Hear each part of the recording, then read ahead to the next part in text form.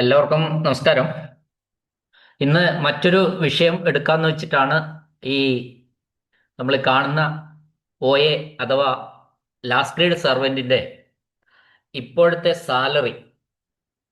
10th prelims ഒക്കെ വരുന്ന ഒരു ടൈമല്ലേ, അങ്ങനെയുള്ള എക്സാമുകളൊക്കെ വരുമ്പോൾ പുതിയതായിട്ട് ജോലിയിൽ പ്രവേശിക്കാൻ കാത്തു നിൽക്കുന്നവർ, ടെസ്റ്റ് എഴുതാൻ പോകുന്നവർ, അല്ലെങ്കിൽ ടെസ്റ്റിന് അപ്ലൈ ചെയ്യാൻ പോകുന്നവർ, കോച്ചിങ് നടത്തുന്നവർ, ഇവരൊക്കെ ഉണ്ടാവും. അപ്പോൾ അവരെയൊക്കെ സംബന്ധിച്ചിടത്തോളം ഇങ്ങനെ ഒരു സംഭവം നമ്മൾ അറിയുക എന്നുള്ളത് വലിയ കാര്യമാണല്ലോ. അപ്പോൾ കാലഘട്ടങ്ങളിൽ, വിവിധ കാലഘട്ടങ്ങളിലായി നമുക്ക് പേ ആൻഡ് അലവൻസിൽ, സാധാരണഗതിയിൽ സാലറിയിലൊക്കെ മാറ്റങ്ങൾ വന്നുകൊണ്ടേയിരിക്കും. അപ്പോൾ ഇപ്പോൾ നിലവിലുള്ള ഒരു അവസ്ഥ, നിലവിലുള്ളതെന്ന് പറഞ്ഞാൽ ഇത് 2026 ജൂലൈ മാസം, അതുകൊണ്ടാണ് ഞാനിവിടെ പ്രത്യേകം കാണിച്ചിരിക്കുന്നത്.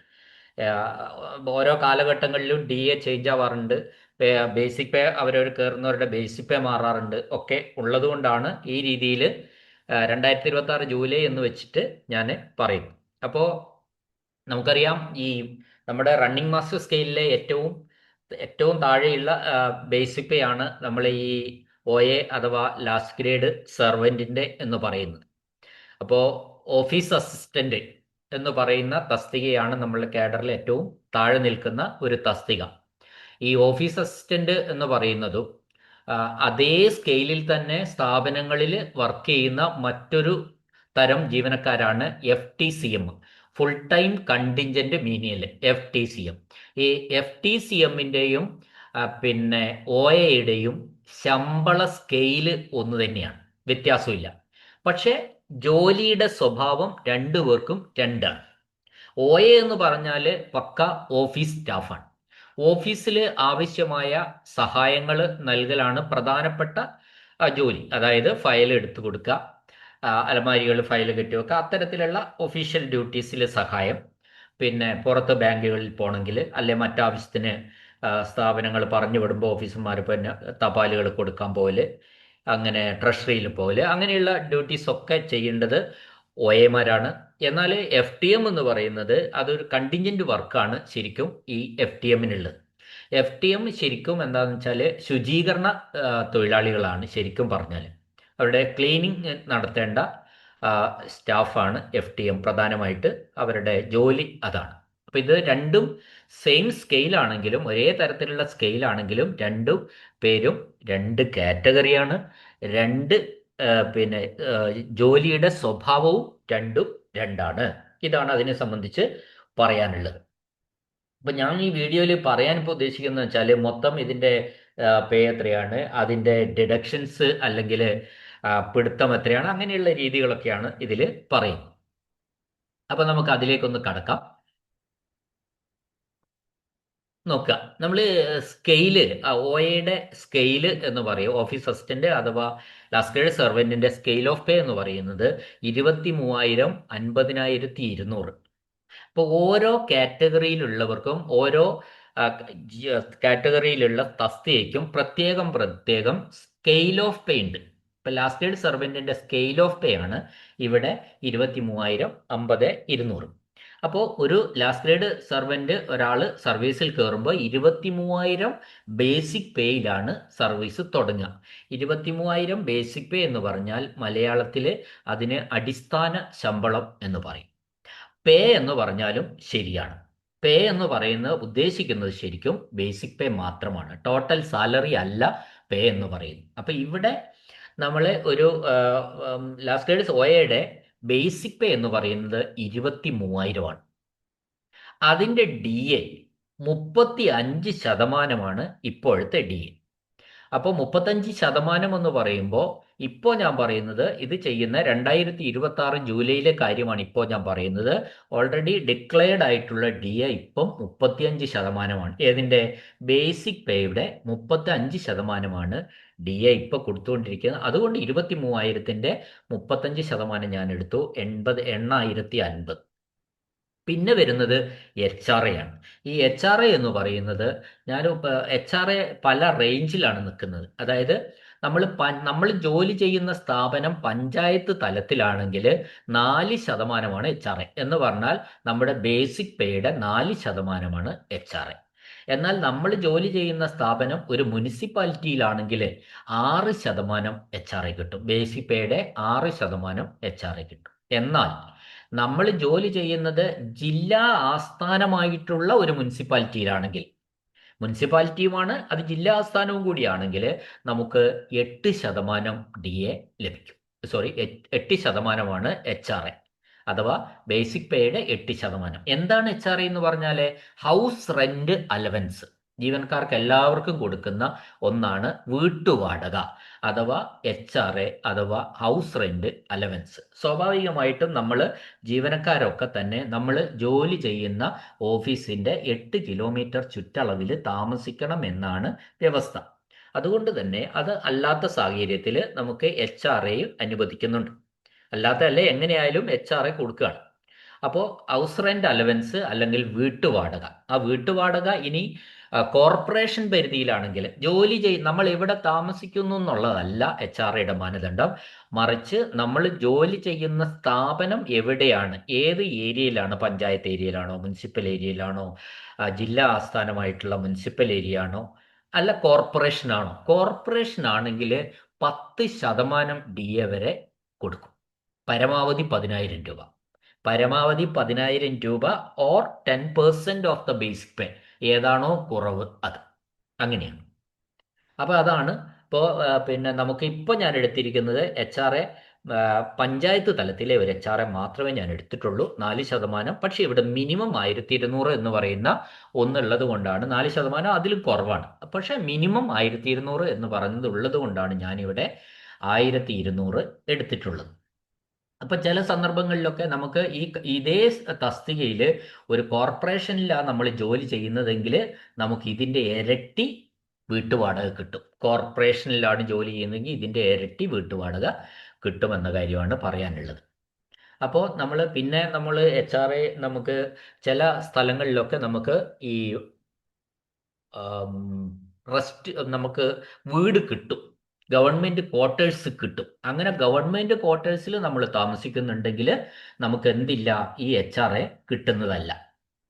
ഗവൺമെൻറ് ക്വാർട്ടേഴ്സിൽ താമസിക്കുകയാണെങ്കിൽ HR നമുക്ക് ലഭിക്കില്ല. അപ്പോൾ ഇതാണ് നമ്മളുടെ സാലറി. നമ്മൾ ഒരു ശമ്പളത്തിൽ, അത് ഗ്രോസ് സാലറിയിൽ, ടോട്ടൽ ശമ്പളത്തിൽ 3 കാര്യങ്ങളാണ് ഉണ്ടാവുക. ഒരു അടിസ്ഥാന ശമ്പളം ഉണ്ടാവും, അതിൻ്റെ ഇത്ര ശതമാനം DA ഉണ്ടാവും. ഇപ്പം 35%. ചിലപ്പോൾ ഒരു 3-4 മാസം കഴിയുമ്പോൾ വീണ്ടും ഒരു 37% ആവാം. അപ്പോൾ ഈ ശതമാനങ്ങൾ ഓരോ കാലഘട്ടത്തിലും ഒരു വർഷത്തിൽ 2 തവണയാണ് ഇപ്പോൾ നിലവിൽ DA ചേഞ്ച് വരുന്നത്. അതിന് ആനുപാതികമായിട്ട് DA വർദ്ധിപ്പിച്ച് സംസ്ഥാന സർക്കാർ കൊടുക്കാറുണ്ട്. DAകളും പ്രധാനമായിട്ടും പ്രഖ്യാപിക്കുന്നത് കേന്ദ്ര ഗവൺമെൻറ്റാണ്. അതിനനുസരിച്ച് പിന്നീട് സംസ്ഥാന ഗവൺമെൻറ്റും DAകൾ പ്രഖ്യാപിക്കുകയും അനുവദിക്കുകയും ചെയ്യുകയാണ് സാധാരണഗതിയിൽ ചെയ്യുന്നത്. അപ്പോൾ ബേസിക് പേ ഉണ്ട്, DA ഉണ്ട്, HR ഉണ്ട്. ഇത് കൂടാതെ ചില സ്ഥലങ്ങളിൽ ഞാൻ പൊതുവായിട്ടുള്ള കാര്യങ്ങൾ മാത്രമേ എടുക്കുന്നുള്ളൂ. അതുകൊണ്ട് ചില സ്ഥലങ്ങളിൽ ഹിൽ ട്രാക്ക് അലവൻസ് ഉണ്ട്. ഇപ്പോൾ വയനാട്, ഇടുക്കി പോലെയുള്ള സ്ഥലങ്ങളിൽ HTA, ഹിൽ ട്രാക്ക് അലവൻസ്, അതായത് നമ്മൾ ഉയർന്ന പ്രദേശങ്ങളിൽ, മലമുകളിൽ താമസിക്കുന്നതിന്, ഈ വയനാടൊക്കെ ഉയർന്ന പ്രദേശമാണല്ലോ, താമസിക്കുന്നതിന് പ്രത്യേക അലവൻസ് ഉണ്ട്. അതാണ് HTA എന്ന് പറയുന്നത്. അത് വേറൊരു ഇതാണ്, അത് ഞാനിവിടെ പറയുന്നില്ല. കാരണം എന്താണെന്ന് വെച്ചാൽ അതൊരു പൊതുവല്ല, എല്ലാ ജില്ലകളിലും ഉള്ള ഒന്നല്ല. അതും കൂടാതെ ചിലപ്പോൾ സ്പെഷ്യൽ അലവൻസ് ഒക്കെ പലർക്കും ഉണ്ടാവാറുണ്ട്. ഇപ്പോൾ ഫിസിക്കലി ഹാൻഡിക്യാപ്ഡ് എംപ്ലോയീസ് പോലെയുള്ള ആൾക്കാർക്ക് സ്പെഷ്യൽ അലവൻസ് കൊടുക്കാറുണ്ട്. അതും ഞാനിവിടെ പറയുന്നില്ല. കാരണം എന്തെന്ന് പറഞ്ഞാൽ അതൊന്നും എല്ലാവർക്കുമുള്ള ഒരു സംഭവമല്ല. ഇവിടെ ഞാൻ പറയുന്നത് എല്ലാവർക്കുമുള്ള കാര്യങ്ങൾ മാത്രമാണ്. അപ്പോൾ നമുക്ക് 23,000, അതിൻ്റെ 35%, 8,050, പിന്നെ വീട്ടുവാടക 1,200, ടോട്ടല് 32,250 രൂപയാണ് ഒരു OAയുടെ തുടക്ക ശമ്പളം, ആകെ ശമ്പളം എന്ന് പറയുന്നത്, ഗ്രോസ് സാലറി എന്ന് പറയുന്നത്. അതായത് ഒരു OA സർവീസിൽ കയറിയാൽ ഉടൻ ആണ് ഞാൻ പറഞ്ഞത്. നമ്മൾ മനസ്സിലാക്കണേ, ഈ സർവീസിൽ കയറിയാൽ ഉടൻ എന്ന് പറയുമ്പോൾ 1 കൊല്ലം കഴിഞ്ഞാൽ 700 രൂപ വർധനവ് കിട്ടും. ഈ അടിസ്ഥാന ശമ്പളത്തിൽ 1 കൊല്ലം കഴിഞ്ഞാൽ 700 രൂപ വർധനവ് കിട്ടും. ഇവിടെ 23,000-ൽ 700 വർധനവ്. അതിൻ്റെ അടുത്ത കൊല്ലം കഴിഞ്ഞാൽ വീണ്ടും ആ വർധനവ് വീണ്ടും ഒരു 700 രൂപയും കൂടെ കിട്ടും.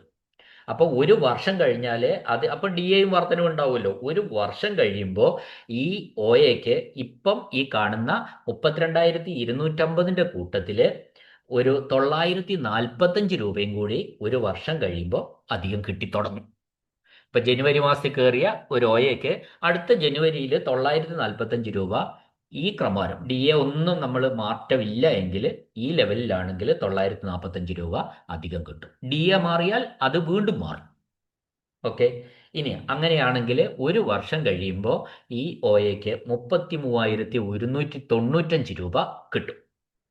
ഇനി ഇത് 2 വർഷം കഴിഞ്ഞിട്ടാണെങ്കിൽ അപ്പോൾ 2 ഇൻക്രിമെന്റ് കിട്ടും. ഒരു വർഷം ഒരു ഇൻക്രിമെന്റ് ആണ്. 2 വർഷം കഴിഞ്ഞിട്ടാണെങ്കിൽ 2 ഇൻക്രിമെന്റ് കിട്ടും. 2 ഇൻക്രിമെന്റ് എന്ന് പറയുന്നത് ഇവിടെ 1,400 രൂപയാണ് 2 വർഷം. ഒരു വർഷം 700, അടുത്ത വർഷം 700, 1,400. അപ്പോൾ ബേസിക് പേ എത്രയായി? 24,400 ആവും 2 വർഷം കഴിയുമ്പോൾ.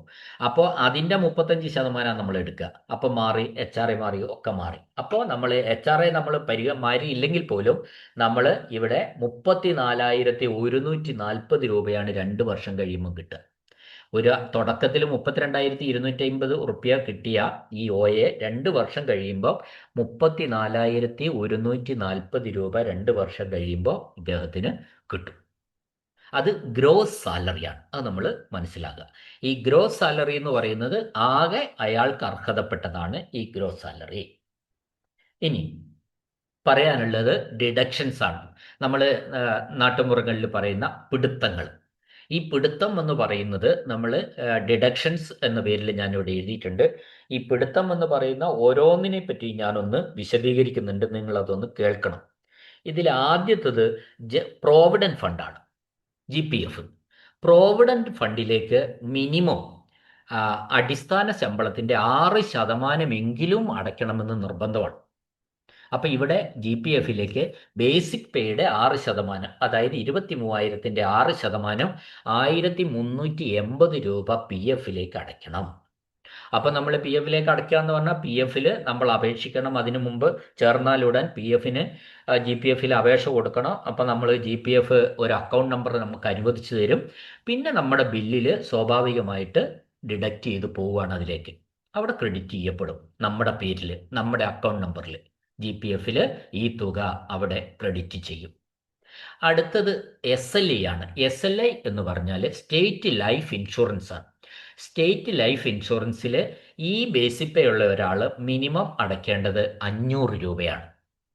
അത് ബേസിക് പേ വർദ്ധിക്കുന്നതിനനുസരിച്ച് SLIയിൽ അടയ്ക്കേണ്ട തുകയും വർദ്ധിക്കും. അത് ഞാൻ അതിനെപ്പറ്റി കൂടുതൽ ഇവിടെ പറയുന്നില്ല. അപ്പോൾ ഈ GPF 6% എന്ന് ഞാൻ പറഞ്ഞു. 6% മിനിമമാണ്. ഒരു ഉദ്യോഗാർത്ഥിക്ക് 1,380 അല്ല, ഞാൻ 2,000 വെച്ച് ഇടുക എന്ന് വെച്ചാൽ അങ്ങനെ ചെയ്യാം. അല്ല 3,000 വെച്ച് ഞാൻ GPFിൽ ഇടുക എന്ന് വെച്ചാൽ അങ്ങനെ ചെയ്യാം. അപ്പോൾ മിനിമം ഉണ്ടായിരിക്കണം. SLI മിനിമം 500 ആണ്. SLI ഞാൻ 800 രൂപ ഇടാൻ തീരുമാനിച്ചാൽ എനിക്ക് അങ്ങനെ ചെയ്യാം. ഇനി അതാണ് അതിനെ പറ്റി പറയും. ഈ SLI മിനിമം 500 എന്ന് പറഞ്ഞാൽ അത് കണക്കാക്കുന്നത് എങ്ങനെയെന്ന് വെച്ചാൽ ഈ ബേസിക് പേയുടെയും DAയുടെയും 23,000ഉം 8,050 കൂടെ കൂട്ടിയാൽ 31,050 ആണ്. ആ 31,000, അതായത് ബേസിക് പേയും DAയും കൂട്ടിയ തുകയുടെ 1.5% കണ്ടിട്ട് അത് അടുത്ത 100ന് റൗണ്ട് ചെയ്യും. അപ്പോൾ 1.5% കണ്ടാൽ 31,050ന്റെ 1.5% കണ്ടാൽ 400 ചില്ലറ രൂപയാണ് കിട്ടുക. അത് അടുത്ത 100ന് റൗണ്ട് ചെയ്യുമ്പോൾ 500 എന്ന് നമ്മൾ റൗണ്ട് ചെയ്തു. അപ്പോൾ അങ്ങനെ SLI 500 രൂപയാണ് നമ്മളുടെ അടുത്തുനിന്ന് പിടിക്കുക. GIS, അടുത്തത് GIS ആണ്. GISന് പ്രത്യേക സ്ലാബാണ്. 23,000 ബേസിക് പേ ഉള്ള ഒരാളെ സംബന്ധിച്ചിടത്തോളം 400 രൂപയാണ് അവിടെ GIS ആയിട്ട് പിടിക്കുക. 400 രൂപ. അപ്പൊ GIS എന്ന് പറയുന്നത് നമുക്ക് പിന്നെ എന്താണ്, ഒരു ടേം ഇൻഷുറൻസ് പോലെയുള്ള ഒരു സംഭവമാണ് GIS. GIS ഒരു വർഷം കഴിഞ്ഞാൽ 23,700 ആവും. അപ്പോൾ 23,700 ബേസിക് പേ വരുമ്പോൾ GIS ഓട്ടോമാറ്റിക്കായിട്ട് 800 രൂപ അടയ്ക്കേണ്ടതായിട്ട് വരും. ഒരു ഇൻക്രിമെന്റ് കഴിഞ്ഞാൽ GIS 800 രൂപയാവും. അപ്പം ഇവിടെ ഇതൊരു ടേം ഇൻഷുറൻസ് പോലെ നമ്മുടെ ലൈഫ് സെക്യൂർ ആവാൻ, നമ്മുടെ കുടുംബത്തിന്, നമുക്ക് എന്തെങ്കിലും ജീവനക്കാർക്ക് എന്തെങ്കിലും സംഭവിച്ചിട്ടുണ്ടെങ്കിൽ നമുക്ക് നമ്മുടെ കുടുംബത്തിന് ഒരു ലൈഫ് സെക്യൂർ ആകാൻ വേണ്ടിയിട്ടുള്ള പക്ക ഒരു ഇൻഷുറൻസ് സ്കീമാണ് ഈ ഗ്രൂപ്പ് ഇൻഷുറൻസ് എന്ന് പറയുന്നത്. ഗ്രൂപ്പ് ഇൻഷുറൻസ് ഒരു സേവിങ്സ് പദ്ധതി അല്ല. ഇപ്പം ഞാനൊരു എക്സാമ്പിൾ പറഞ്ഞുതരാം. 800 രൂപ നമ്മൾ അടയ്ക്കുകയാണ് ഗ്രൂപ്പ് ഇൻഷുറൻസിൽ. നമ്മൾ എപ്പോഴെങ്കിലും നമുക്ക് എന്തെങ്കിലും സംഭവിച്ച് നമ്മൾ ഇല്ലാതായാൽ 16 ലക്ഷം രൂപ നമുക്ക് GISൽ നിന്ന് കിട്ടും. ആ ഇൻഷുറൻസ് ഇതായിട്ട് നമുക്ക് 16 ലക്ഷം രൂപ കിട്ടും. പിന്നെ നമുക്ക് അടച്ച പൈസയും കിട്ടും. ഇനി അല്ല, നമുക്ക് ഒന്നും സംഭവിച്ചില്ല, അങ്ങനെയാണല്ലോ നമ്മുടെ ആഗ്രഹം, ഒന്നും സംഭവിക്കുന്നതാണ് നമ്മുടെ ആഗ്രഹം. അപ്പോൾ അങ്ങനെ നമ്മൾക്കൊന്നും സംഭവിച്ചാൽ നമ്മൾ സർവീസ് കാലം മുഴുവൻ കഴിഞ്ഞു, നമ്മൾ അടച്ചു, ആ അടച്ച പൈസ നമുക്ക് തിരിച്ചു കിട്ടുകയും ചെയ്യും. എന്നാൽ എന്തെങ്കിലും ഇതുപോലെ നമ്മൾക്ക് സംഭവിച്ചിട്ടുണ്ടെങ്കിൽ നമ്മുടെ കുടുംബത്തിന് രക്ഷിക്കാൻ വേണ്ടിയിട്ടുള്ള ഒരു ഇൻഷുറൻസ് ആണ് ഗ്രൂപ്പ് ഇൻഷുറൻസ് എന്ന് പറയുന്നത്. ഈ ഗ്രൂപ്പ് ഇൻഷുറൻസിൽ 800 നമ്മൾ അടച്ചുകൊണ്ടിരിക്കുന്നതെങ്കിൽ അല്ല, അതിൻ്റെ ഇരട്ടി വരെ അടിക്കാനുള്ള ഒരു പവറും നമുക്കുണ്ട്. 800 അടയ്ക്കുന്ന ഒരാൾക്ക് 1600 വരെ അടയ്ക്കാം. അങ്ങനെ 1600 അടയ്ക്കുന്നതെങ്കിൽ 32 ലക്ഷം രൂപ എപ്പോൾ നമ്മൾ ഇല്ലാതായി കിട്ടും. അതേസമയം നമ്മൾ അങ്ങനെ മാത്രമേ അതിന് ഒരു പ്രോഫിറ്റ് ഉള്ളൂ. അത് പ്രത്യേകമായിട്ട് എടുത്തു പറയേണ്ടതാണ്. SLA അങ്ങനെയല്ല. SLA നമ്മൾ ഒരു പോളിസിയാണ്. അത് മച്ചുവർ ആവുന്നത് വരെ നമ്മൾ അടച്ച് കുഴപ്പമില്ലാത്ത ഒരു സ്കീമാണ്. അതിൻ്റെ ബോണസും എല്ലാം കൂടി കൂട്ടി നമുക്ക് കിട്ടും. 50 വയസ്സായി കഴിഞ്ഞാൽ നമ്മൾ പുതിയ അഡീഷണൽ പോളിസി ഒന്നും എടുക്കേണ്ട ആവശ്യമില്ല. ആദ്യമായിട്ട് 50 വയസ്സിനാണ് സർവീസ് കയറുന്നതെങ്കിൽ SLA എടുക്കുകയും വേണ്ട. ഇതാണ് അതിനെ സംബന്ധിച്ച് പറയാനുള്ളത്. അപ്പോൾ ഈ 3 നിർബന്ധമാണ്. പ്രൊബേഷൻ ഡിക്ലെയർ ചെയ്യണമെങ്കിൽ ഗ്രൂപ്പിൻ്റെ ജനറൽ പ്രോവിഡൻറ്റ് ഫണ്ടിൽ അംഗമായിരിക്കണം, SLAയിൽ അംഗമായിരിക്കണം, GISൽ അംഗമായിരിക്കണം. അത് 3 വളരെ നിർബന്ധമായിട്ടുള്ള കാര്യമാണ്. എനിക്കിഷ്ടമുണ്ടെങ്കിൽ ഞാൻ അടച്ചാൽ പോരാ, അത് നിർബന്ധമായിട്ടും അടയ്ക്കേണ്ട കാര്യമാണ്. അടുത്തത് മെഡിസപ്പാണ്. ഈ മെഡിസപ്പ് എന്ന് പറയുന്നത് ആരോഗ്യ ഇൻഷുറൻസ് ആണ്. മാസം 687 രൂപ വെച്ച് എല്ലാവരോടും, അത് OA ആയാലും ശരി ഓഫീസറായാലും ശരി, 687 രൂപ വെച്ച് ഒരാളോട് ഒരു മാസത്തിൽ റിക്കവറി നടത്തും. 5 ലക്ഷം രൂപയുടെ ക്ലെയിമാണ് പരമാവധി ഒരു വർഷം നമുക്ക് ലഭിക്കുക. അതാണ് അതിനെ സംബന്ധിച്ച് പറയാനുള്ളത്. മറ്റൊന്ന് NPS ആണ്. NPS എന്ന് പറയുന്നത് നാഷണൽ പെൻഷൻ സ്കീമിൽ അംഗങ്ങളാണ്. ഇപ്പോൾ 2013 ശേഷം സർവീസിൽ കയറുന്നവരെല്ലാം പഴയ പെൻഷൻ രീതിയല്ല, നാഷണൽ പെൻഷൻ സ്കീമിലാണ് അംഗങ്ങളായിട്ടുള്ളത്. അവർക്ക് ഈ പെൻഷൻ ബോർഡ്, പെൻഷൻ സ്കീമാണ്, അവരാണ് പെൻഷൻ കൊടുക്കുക. അപ്പോൾ അതിനുവേണ്ടി നമ്മളെടുത്തുനിന്ന് പെൻഷൻ തരാൻ വേണ്ടി നമ്മളോട് 10% ഈടാക്കും. 10% എന്ന് പറയുന്നത് ബേസിക് പേ പ്ലസ് DA. അതായത് ഇവിടെ 23,000 കൂട്ടണം 8,050, 31,050ൻ്റെ 10%മാണ് ഇവിടെ ഈടാക്കുക.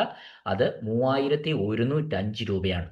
അത് നമ്മൾ ഓട്ടോമാറ്റിക്കായിട്ട് ബില്ലിൽ എങ്ങോട്ട് അടയ്ക്കും? NPSലേക്ക് അടയ്ക്കും. അതോടൊപ്പം ഇവിടെ എടുത്തു പറയേണ്ട ഒരു കാര്യം എന്താ വെച്ചാൽ, സർക്കാർ വേറൊരു 3,105 രൂപ സർക്കാരും നമുക്ക് വേണ്ടി അടയ്ക്കും. അതാണ്, സർക്കാരും നമുക്ക് വേണ്ടി അടയ്ക്കും, നമ്മളും 10% അടയ്ക്കും, സർക്കാരും 10% അടയ്ക്കും. അങ്ങനെ കൂട്ടിവെച്ച് അത് മാർക്കറ്റിൽ, മണി മാർക്കറ്റിൽ അത് ബിസിനസ് ചെയ്ത് വളരുന്നതിനനുസരിച്ചുള്ള ഒരു തുകയാണ് നമുക്ക് ഭാവിയിൽ പെൻഷനായി കിട്ടുക. ആ തുകയിൽ നമുക്കൊരു നിശ്ചിത ശതമാനം റിട്ടയർ ചെയ്യുന്ന സമയത്ത് നമുക്ക് പിൻവലിക്കാം. ബാക്കി പൈസ അവിടെ ഇട്ടുകൊണ്ട് നമുക്ക് ഓരോ മാസവും പെൻഷൻ കിട്ടുന്ന സംവിധാനവുമാണ് ഈ NPS എന്ന് പറയുന്നത്. സെൻട്രൽ ഗവൺമെൻറ് ജീവനക്കാർക്ക് എല്ലാവർക്കും തന്നെ NPS സ്കീമാണ് ഉള്ളത്. അപ്പോൾ നമ്മളുടെ ആകെ പിടുത്തം എന്ന് പറയുന്നത് 6,072 ആണ്. 6,072 രൂപ. അതാണ് നമ്മളുടെ ഒരു റിക്കവറി അഥവാ പിടുത്തം എന്നതുകൊണ്ട് ഉദ്ദേശിക്കുന്നത്. അപ്പോൾ ചില ജീവനക്കാരൊക്കെ ഇങ്ങനെ പറയുന്ന കേൾക്കുന്നുണ്ടാവും നിങ്ങൾ, ഓ എന്ത് കിട്ടുന്നു, ഈ പിടുത്തമൊക്കെ കഴിഞ്ഞാൽ എന്ത് കിട്ടും സാറേ, ഒക്കെ കണക്കാം. അപ്പോൾ ഇവിടെ ഈ പറഞ്ഞ കേസിൽ പിടുത്തം കഴിഞ്ഞാൽ എന്ത് കിട്ടുമെന്നാണ് ഞാൻ പറഞ്ഞിരിക്കുന്നത്. ആകെ ഗ്രോസ് സാലറി 32,250 രൂപയാണ്. അതിലെ നിർബന്ധമായ പിടുത്തം മാത്രം ഞാനിവിടെ രേഖപ്പെടുത്തിയിട്ടുണ്ട്. 6,072 കഴിച്ച് എത്ര കിട്ടും? 26,178 രൂപ ഈ OAയുടെ ബാങ്ക് അക്കൗണ്ടിലെത്തും.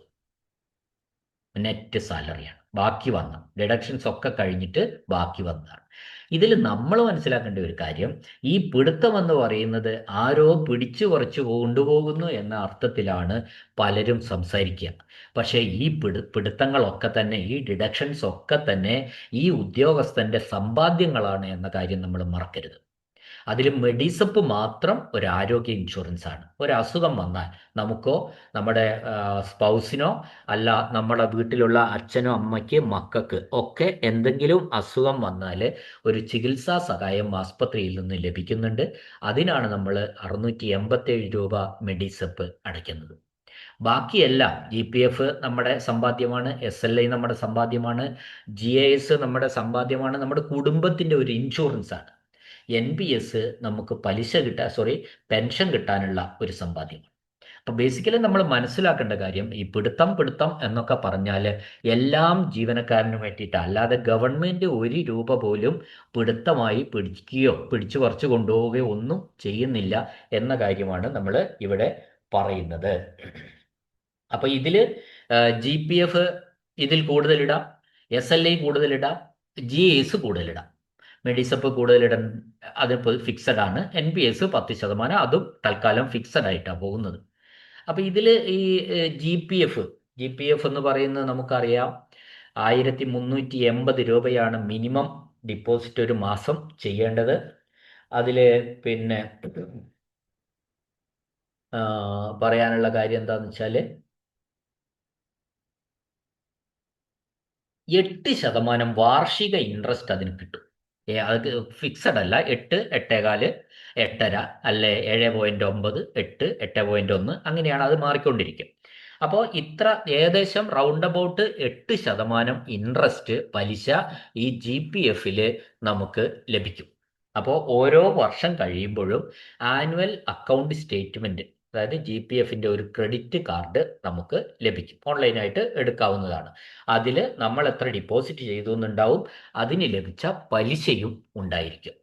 അപ്പോൾ ആ പലിശയും മുതലും കൂടി കൂട്ടിയ ഒരു തുകയാണ് GPFൻ്റെ ആനുവൽ അക്കൗണ്ട് സ്റ്റേറ്റ്മെൻറ്റിലെ ക്ലോസിംഗ് ബാലൻസ് എന്ന് പറയുന്നത്. എന്നാൽ ഈ അടുത്ത വർഷം വരുമ്പോൾ ഈ മുതലും കൂട്ടിയ പലിശയും കൂടിയ തുകയ്ക്കാണ് അടുത്ത വർഷം വീണ്ടും ആ 8% കണക്കാക്കുന്നത്. അപ്പോൾ പലിശയ്ക്ക് പലിശ വരികയാണ്. അപ്പോൾ ഇതിൻ്റെ ഒരു പ്രത്യേകത എന്താന്ന് പറഞ്ഞാൽ, നമുക്ക് ഈ GPFൽ നിന്ന് ലോണ് അഥവാ അഡ്വാൻസ് എടുക്കാം. നമ്മുടെ ക്രെഡിറ്റിലുള്ള, നമ്മുടെ അക്കൗണ്ടിലുള്ള പൈസയുടെ 75% വരെ നമുക്ക് അഡ്വാൻസ് എന്ന് പറഞ്ഞാൽ ലോണെന്ന് നമ്മൾ പറയണം, തിരിച്ചടയ്ക്കേണ്ട പണം, അതിനാണ് അഡ്വാൻസ് എന്ന് പറയുന്നത്, എടുക്കാം. പെട്ടെന്ന് ആവശ്യം വന്നാൽ നമുക്ക് 2-3 ദിവസം കൊണ്ട് പാസ്സാക്കി എടുക്കാവുന്ന ഒന്നാണ് ഈ GPFൻ്റെ ലോണ് അഥവാ അഡ്വാൻസ് എന്ന് പറയുന്നത്. അപ്പോൾ അഡ്വാൻസ് എടുത്താലുള്ള ഒരു കണ്ടീഷൻ എന്താന്ന് പറഞ്ഞാൽ 36 തവണകളായിട്ട് തിരിച്ചടയ്ക്കണം. സാധാരണ GPFിലേക്കുള്ളതും അടയ്ക്കണം. ഈ ലോൺ അഡ്വാൻസ് എടുത്തതിൻ്റെ ഇൻസ്റ്റാൾമെന്റ് കണക്കാക്കിയിട്ട് അത് പരമാവധി 36 തവണ വരെ മാത്രമേ പറ്റൂ. അതും നമ്മൾ അടയ്ക്കേണ്ടതായിട്ട് ഉണ്ട്. ആണ് നമ്മൾ ഇതിനകത്തുള്ള ഒരു അഡ്വാൻറ്റേജ് എന്ന് പറയുന്നത്. എന്നതിന് ശേഷം വീണ്ടും 6 മാസം കഴിഞ്ഞാൽ വീണ്ടും ലോൺ എടുക്കാം. അത് അടവ് തീരണമെന്നില്ല. ഒരു അടവ് തീരുന്നതിന് മുമ്പ് ബാക്കിയുള്ള എമൗണ്ടിന്റെ അന്നേരം അടുത്ത 6 മാസം കഴിഞ്ഞാൽ അന്നേരമുള്ള ബാലൻസ് അറ്റ് ക്രെഡിറ്റിന്റെ നിശ്ചിത ശതമാനം നമുക്ക് വീണ്ടും ലോൺ എടുക്കാം. അപ്പൊ നമ്മുടെ കൺസോളിഡേറ്റഡ് ലോൺ കൂടും. അപ്പം നമ്മുടെ അടവിന്റെ എമൗണ്ട് കൂടും. സ്ഥിരമായിട്ട് 6 മാസം കൂടുമ്പോൾ എടുത്താൽ നമ്മൾ ഇങ്ങനെ നമ്മളുടെ ലോണിലേക്കുള്ള അടവ് കൂടി വരും. നമുക്ക് കയ്യിൽ കിട്ടുന്ന പണം കുറഞ്ഞു വരും എന്ന ഒരു സത്യമുണ്ട്. അപ്പോൾ ഇതിന്റെ ഒരു പ്രത്യേകത ചിലര് പറയാറുണ്ട് ഇങ്ങനെ, GPF നല്ല സംഗതിയല്ലേ, പിന്നെ അതില് നമുക്ക് പലിശ കൊടുക്കണ്ടല്ലോ എന്നാണ് പറയുക. പക്ഷേ നമ്മൾ GPFൽ അഡ്വാൻസ് എടുത്താൽ നമുക്ക് പലിശ കൊടുക്കണം എന്ന് നമ്മൾ തിയററ്റിക്കലി പറയേണ്ടതായിട്ട് വരും. കാരണം എന്താണെന്ന് വെച്ചാൽ നമുക്ക് 8% പലിശ കിട്ടുന്നത് നഷ്ടപ്പെടുകയാണ് ചെയ്യുന്നത് അഡ്വാൻസ് എടുക്കുമ്പോൾ. അപ്പോൾ അവിടെ ആ അഡ്വാൻസ് അവിടെ എടുക്കാതിരുന്നാൽ, നമുക്ക് അതിൽ നിന്ന് അഡ്വാൻസ് എടുക്കാതിരുന്നാൽ ആ തുക, നമ്മൾ ഡിപ്പോസിറ്റ് ചെയ്യുന്ന തുകയ്ക്ക് 8% പലിശ ഇങ്ങോട്ട് കിട്ടും, നമ്മുടെ ക്രെഡിറ്റിൽ അവിടെ ഉണ്ടാവും. അപ്പോൾ അതാണ് ഒരു മെച്ചം. പലിശ അഡ്വാൻസ് എടുക്കാതിരുന്നാൽ അത്രയും പലിശ നമുക്ക് കിട്ടും. അപ്പോൾ ഫലത്തിൽ നമ്മൾ ലോൺ എടുത്താൽ 8% പലിശ നമുക്ക് നഷ്ടപ്പെടുന്നു എന്ന് തന്നെ പറയേണ്ടിയിരിക്കുന്നു. അപ്പോൾ ഇത് ആണ് നമ്മൾ ഒരു OAയുടെ സാലറി. നമ്മൾ വെറും അതിന്റെ ബേസിക് ക്വാളിഫിക്കേഷൻ എന്ന് പറയുന്നത് 10ാം ക്ലാസ് ആണല്ലോ. അപ്പോൾ 10ാം ക്ലാസ് മാത്രമുള്ള ആ, ഒരു യോഗ്യതയുള്ള ആളുടെ പിന്നെ അതാണ് OA കാറ്റഗറിന്റെ അടിസ്ഥാന യോഗ്യത. അത് അവരുടെ ശമ്പളം, ആകെ ശമ്പളവും അത് ഡിഡക്ഷൻസ് ഒക്കെ കഴിഞ്ഞാൽ കയ്യിൽ എത്ര കിട്ടും എന്ന കാര്യവുമാണ് ഞാനിവിടെ പറയാൻ ഉദ്ദേശിച്ചത്, പറഞ്ഞത്. ഇതിൽ ഇനിയുള്ള പ്രശ്നങ്ങൾ എന്തൊക്കെയാണെന്ന് വെച്ചാൽ ചില ആൾക്കാരൊക്കെ ഇങ്ങനെ ഇനി പറഞ്ഞുകൊണ്ടിരിക്കും ഇൻകം ടാക്സ് കൊടുക്കേണ്ട. ഇവര് ഈ ഈ സാലറിയുള്ള ആൾക്കാരെ ഇൻകം ടാക്സിന്റെ പരിധിയിൽ വരുന്നില്ല, അതുകൊണ്ട് അവര് ഇൻകം ടാക്സ് കൊടുക്കേണ്ടതില്ല. എന്നാൽ വർഷത്തിൽ 2 തവണ നമ്മൾ പഞ്ചായത്തിൽ പ്രൊഫഷണൽ ടാക്സ് കൊടുക്കേണ്ടതായിട്ടുണ്ട്. പക്ഷേ ആ പ്രൊഫഷണൽ ടാക്സ് അവിടെ കൊടുക്കുന്ന സമയത്ത് ഇപ്പുറത്ത് നമുക്ക് ഓണം ഫെസ്റ്റിവൽ ബോണസ് അല്ലെങ്കിൽ ഫെസ്റ്റിവൽ അലവൻസ് കിട്ടുകയും ചെയ്യും. അപ്പോൾ അതൊക്കെ ഏകദേശം ഈക്വലൈസ് ചെയ്തങ്ങ് പോകും. അതുകൊണ്ട് നമ്മൾ അതിനെ സംബന്ധിച്ച് കൂടുതൽ പറയുന്നില്ല. അപ്പോൾ ഞാനിത് ഇവിടെ അവസാനിപ്പിക്കുകയാണ്.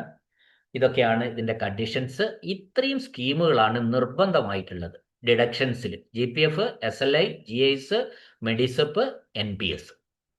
ഇതെല്ലാം രേഖയുള്ളതാണ്. എല്ലാത്തിനും ഇപ്പൊ SLIയിൽ നമ്മൾ ചേർന്നാൽ നമുക്ക് പോളിസി സർട്ടിഫിക്കറ്റ് കിട്ടും, ഒരു പാസ്ബുക്ക് ഉണ്ടാവും. ആ പാസ്ബുക്കിൽ രേഖപ്പെടുത്തി നമ്മളെല്ലാം കണക്ക് വെച്ചാൽ മതി. GPF ഓരോ വർഷവും നമുക്ക് ആനുവൽ അക്കൗണ്ട് സ്റ്റേറ്റ്മെന്റ് തരും, മുതലും പലിശയും കൂട്ടിയ സ്റ്റേറ്റ്മെന്റ് നമുക്ക് തരും. GIS ആണെങ്കിൽ നമുക്ക് അതിനൊരു പാസ്ബുക്ക് ഉണ്ടാവും, നമുക്കൊരു അക്കൗണ്ട് നമ്പർ ഉണ്ടാവും. മെഡിസെപ്പിൽ നമുക്ക് മെഡിസെപ്പ് കാർഡ് ഉണ്ടാവും. NPSൽ അതുപോലെ എല്ലാത്തിനും ഡോക്യുമെന്റ്സ് ഉണ്ട്, കൃത്യമായിട്ട് എല്ലാ കാര്യങ്ങളും ഉള്ള സംവിധാനങ്ങളാണ് ഇതൊക്കെ. ഇതാണ് ഒരു പിന്നെ OAക്ക് തുടക്കത്തിൽ കയറിയാൽ ഉടൻ ലഭിക്കുന്ന സാലറിയും അതിൻ്റെ ഡിഡക്ഷൻസും. കുറഞ്ഞു കഴിഞ്ഞാൽ എല്ലാ ഡിഡക്ഷൻസ്. ഈ ഡിഡക്ഷൻസിന് ഒരിക്കൽ കൂടി ഞാൻ പറയാണ്, ഇത് മിനിമമാണ്. ഈ മിനിമം ഡിഡക്ഷൻ ആണ് നമ്മൾ ചെയ്യാൻ ഉദ്ദേശിക്കുന്നത്. GPF 6%, അത് ഞാനാ പറയേണ്ടത്. ജീവനക്കാരൻ ആരാണോ എനിക്ക് 6% ഇട്ടാൽ മതി എന്ന് പറഞ്ഞാൽ അത് മതി, അതിൽ കൂട്ടാൻ നമ്മുടെ ഡ്രോയിങ് ഓഫീസർക്ക് അധികാരമില്ല. SLI നമ്മളാണ് എടുക്കുന്നത്, 500 എടുക്കാൻ പറഞ്ഞാൽ അത് 500 മതി. GIS പക്ഷെ നമ്മൾ പറയുന്നതല്ല, സ്ലാബ് അനുസരിച്ചാണ്. ആദ്യത്തെ സ്ലാബ് 400 അത് 23,700 ആകുമ്പോൾ അത് GIS 800 ആകും.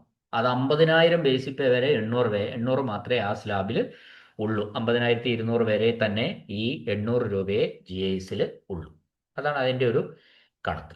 അപ്പോൾ ഈ മിനിമത്തിൽ നമ്മൾ ചെയ്യുകയാണെങ്കിൽ ഒരു തുടക്കക്കാരൻ തുടങ്ങി ഒരു വർഷത്തിന് മുമ്പ് 26,178 രൂപ കയ്യിൽ കിട്ടും. അദ്ദേഹം 2 വർഷം കഴിഞ്ഞാൽ അയാളുടെ 32,250 എന്ന് പറയുന്ന സാലറി അയാൾക്ക് 34,140 ആയിട്ട് വർദ്ധിക്കും. ഓക്കെ, കാര്യങ്ങൾ മനസ്സിലായിട്ടുണ്ടാവുമെന്ന് വിചാരിക്കുന്നു. ഞാനൊരു മോട്ടിവേഷൻ ആയിക്കോട്ടെ, പുതിയതായിട്ട് പരീക്ഷ എഴുതാൻ പോകുന്നവർക്ക്, ജോലി ആഗ്രഹിച്ചിരിക്കുന്നവർക്ക്, പ്രാക്ടീസ് ചെയ്യുന്ന കുട്ടികൾക്ക്, പിന്നെ അതേപോലെ പിന്നെ അഡ്വൈസ് മെമ്മോ കാത്തിരിക്കുന്നവർക്ക്, PSC പരീക്ഷ ലാസ്റ്റ് ഗ്രേഡ് സർവൻ്റ് എഴുതാൻ ആഗ്രഹിക്കുന്ന കോച്ചിങ്ങിന് പോകുന്ന ആൾക്കാരെ ഒക്കെ ഉദ്ദേശിച്ചിട്ടാണ് ഇത് ചെയ്തത്. ഓക്കെ, ഞാനിവിടെ അവസാനിപ്പിക്കുകയാണ്. വീഡിയോ നിങ്ങൾക്ക് ഇഷ്ടപ്പെട്ടിട്ടുണ്ടാവും എന്ന് വിചാരിക്കുന്നു. നിങ്ങൾ ദയവായിട്ട് ഇത്തരം കാര്യങ്ങൾ, സർവീസ് മാറ്റേഴ്സാണ് അധികവും എൻ്റെ ചാനലിലുള്ളത്. നിങ്ങൾ ദയവായി ഈ ചാനൽ സബ്സ്ക്രൈബ് ചെയ്യുക. എന്തെങ്കിലും അഭിപ്രായങ്ങളൊക്കെ ഉണ്ടെങ്കിൽ കമൻറ്റിൽ രേഖപ്പെടുത്തിയ, സംശയങ്ങളൊക്കെ ചോദിച്ചാൽ ഞാൻ കമൻറ്റിൽ മറുപടി തരുന്നതായിരിക്കും.